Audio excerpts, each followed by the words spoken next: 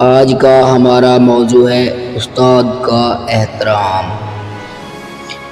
لفظ پھر لفظ ہیں، جذبوں کو سمیٹیں کیوں کر، کیسے کر پاؤں میں اظہار عقیدت تجھ سے۔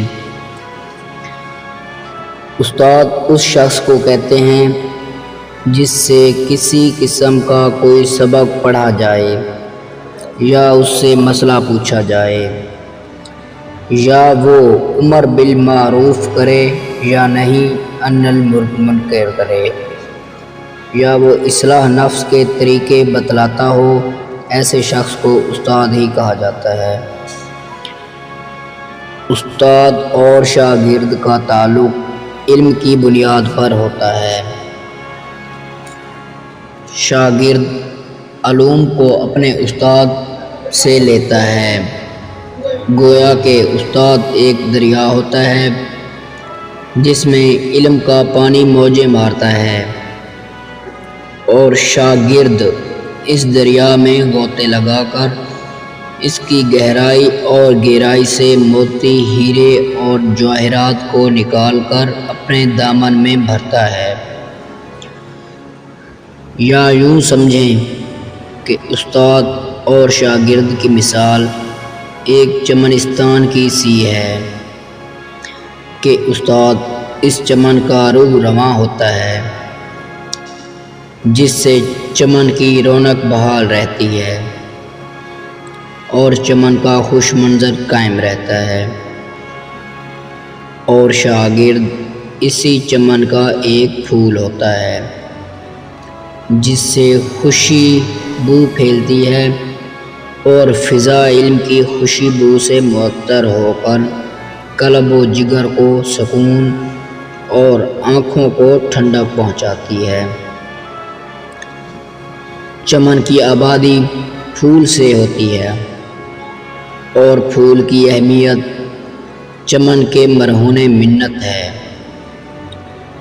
گویا دونوں ایک دوسرے کی پہچان ہوتے ہیں۔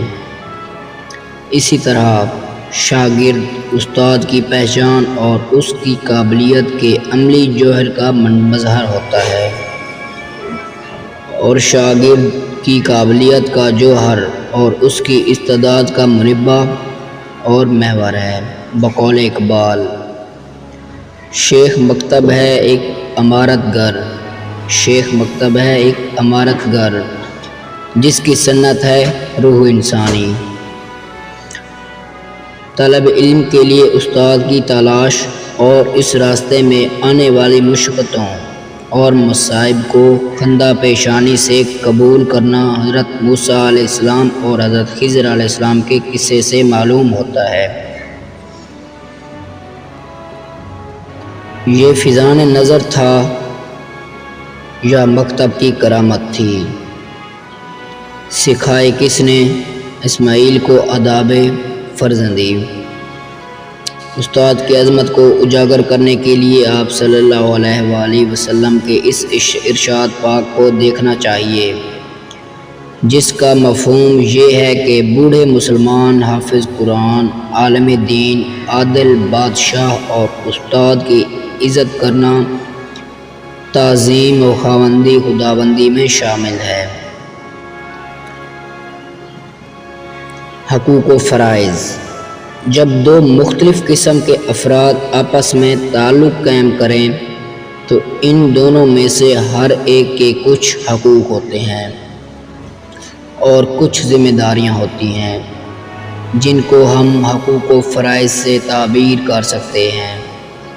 ایک استاد اور معلم کے اپنے شاگرد پر کیا حقوق عائد ہوتے ہیں، ان میں سے بعض کی قدر سے تفصیل درج ذیل ہے۔ ادب و احترام۔ استاد کا سب سے پہلا حق جو شاگرد پر لازم ہوتا ہے وہ استاد کا ادب و احترام ہے۔ استاد کا ادب و احترام عقلاً، نقلاً اور روایتاً در روایتاً شاگرد پر ضروری ہے، بلکہ یوں کہا جائے تو بے جا نہیں ہوگا کہ والدین کی طرح استاد کا ادب و احترام بھی ضروری ہے۔